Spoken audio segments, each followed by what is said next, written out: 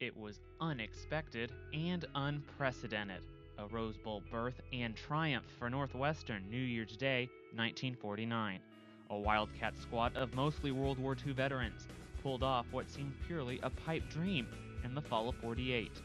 Four of the players, guard Fatso Day, tackle Bill Foreman, guard Ed Nemeth, and fullback Gasper Perricone shared their memories at a 60-year reunion in Evanston. Northwestern University is not a football power, or hadn't been, but we were that year. We won all but two of our games, and we ended up going to the Rose Bowl, which was really kind of remarkable. Well, I don't think anybody had such high hopes, but nobody had told us to be afraid of anybody, so we just stuck to it, and we'd win one after the other. Our guys were so well, tightly knit, and so well known to each other, and we were really like brothers at that time.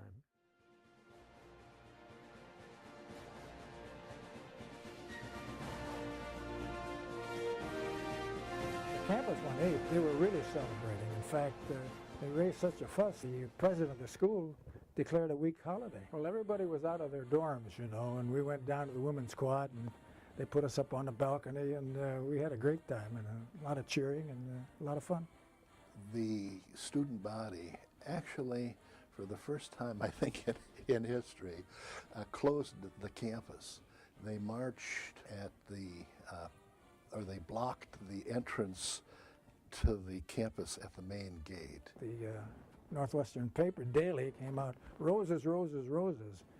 And of course the Chicago canceled. They come out with their paper, said onions, onions, onions.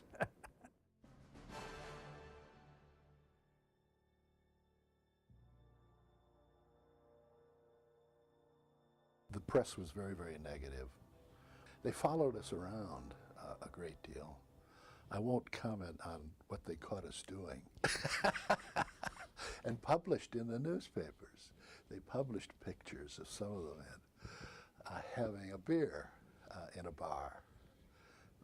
I thought that was kind of a low blow at the time. I still do. We were in the Brown Derby having a beer, and the press got a hold of that and talked about us carousing the streets of California. We were out of that hotel maybe an hour and a half. That's all the voice would allow us to be out. Even the national media announcers, I'm talking about sports people, they thought we didn't have a prayer, and they were pretty upset about the fact that we were selected to go. So they weren't looking forward. They thought they had a shoe in, I think.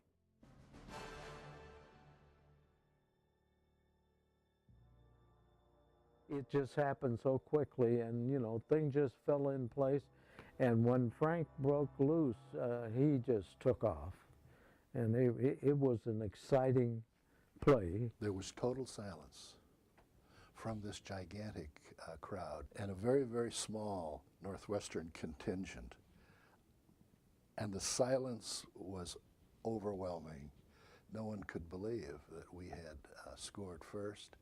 We scored on Aschenbrenner's 73-yard run. And the crowd couldn't believe it. We got in a huddle, and one of the players said, "Hey, boys, this is going to be easy." Well, it wasn't. It's never easy.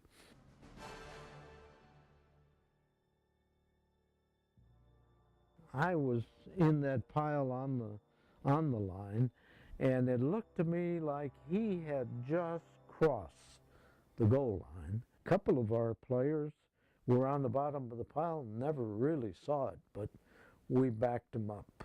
It was a well-executed play. Unless Murakowski had completely fumbled the ball, and I know he did not, it was a score.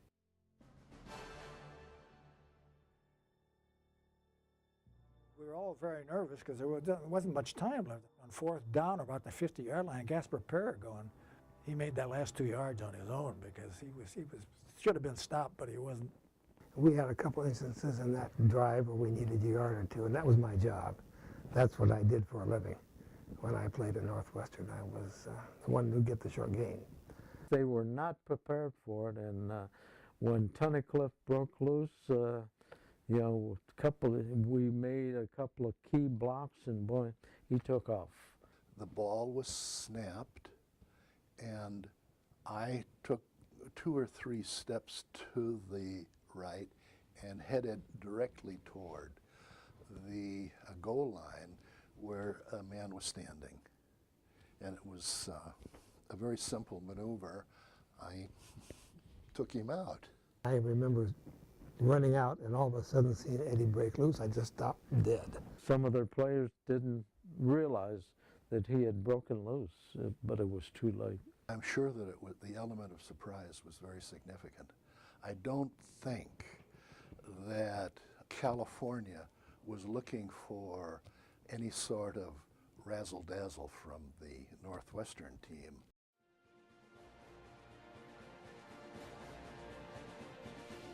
It was pretty exciting because it was touch and go up to that point, and the fact that Pee Wee intercepted that ball, it stopped their momentum, and it gave us the opportunity to hold it at that point and basically win the game. Discipline was gone. When Pee Wee caught that ball and we knew we won the ball game, then everyone jumped up and was chaos. We were so surprised and so delighted that we are going to win the Rose Bowl. We knew that we were a better team, and we went there to win, and of course we did.